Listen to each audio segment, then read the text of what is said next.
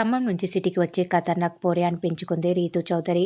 యాంకర్గా career start చేసి సీరియల్స్లో నటించి చివరికి బిగ్ బాస్ షోతో క్రేజ్ దక్కించుకున్న రీతు చౌదరి ఇప్పటి వరకు సినిమాలైతే చేయలేదు. కానీ సినిమా ఆర్టిస్టులను మించి పాపులారిటీ దక్కించుకుంది. ఇక వివాదాల్లోనూ ముందుండే రీతు చౌదరి ప్రేమ, పెళ్లి, విడాకులు, కోట్ల ఆస్తులు ఇలా చాలా విషయాల్లో వెలుగులోకి వచ్చింది.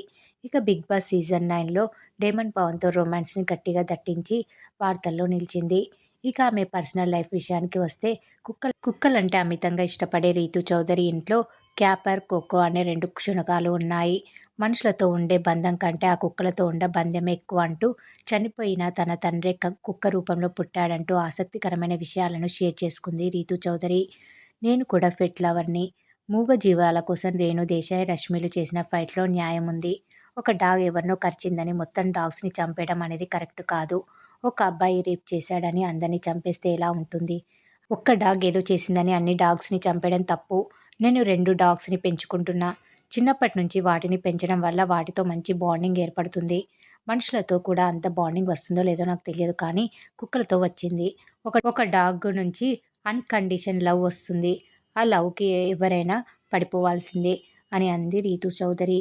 మనం ఇంటికి వెళ్ళగానే అది మనల్ని ఎంత మిస్ అయిందో చూపిస్తుంది. దాన్ని చూడగానే కళ్ళల్లో ఆ ప్రేమ కనిపిస్తుంది. నేను ఏడుస్తుంటే కూడా నా డాగ్ క్యాపర్ తట్టుకోలేదు. నా కన్నీళ్లను కాళ్ళతో తుడుస్తుంది. అంత ప్రేమ చూపిస్తుంది. నా ఫ్రెండ్స్ ఎవరైనా సరదాగా కొట్టినా కూడా ఊరుకోదు. వాళ్ళ మీదకి వెళ్ళిపోతుంది. మా అన్నయ్య నేను అరుచుకుంటుంటే ఆపండి అని అరుస్తుంది. ఆ ఫీలింగ్స్ అన్నీ మనకి ఒక డాగ్ ఉంటేనే అర్థమవుతుంది. నేను చెప్తుంటే ఎక్కువలా అనిపిస్తుంది, కానీ ఒక డాగ్ని పెంచుకొని చూడండి, అప్పుడు తెలుస్తుంది దాని విశ్వాసం అని అంది రీతు చౌదరి. మా నాన్న జనవరి 22న చనిపోయారు. అదే రోజు మధ్యాహ్నం కోకో పుట్టింది. మా డాడీనే మళ్ళీ పుట్టాడని నేను నమ్ముతాను. మా డాడీ ఏం చేస్తాడో కోకో అదే చేస్తాడు.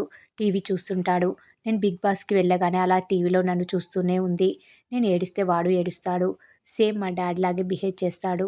దాని మొహం చూస్తే మా నాన్న గుర్తొస్తాడు. మా అమ్మకి కుక్కలంటే ఇష్టం ఉండదు, కానీ ఇప్పుడు జాఫర్, కోకోలంటే మా అమ్మకి ప్రాణం. నేను అన్నల కంటే వాటిని ఎక్కువగా ప్రేమిస్తుంటుంది. వాటి కోసం మా అమ్మ ఎక్కడికి వెళ్ళదు. ఇంట్లోనే వాటి కోసం ఉండిపోతుంది. అంత కనెక్షన్ ఉంది వాటితో. వాటికి ఏం పెట్టాలో అన్నీ అమ్మే చూసుకుంటుంది. నేను వాటితో ఆడుకుంటానంతే.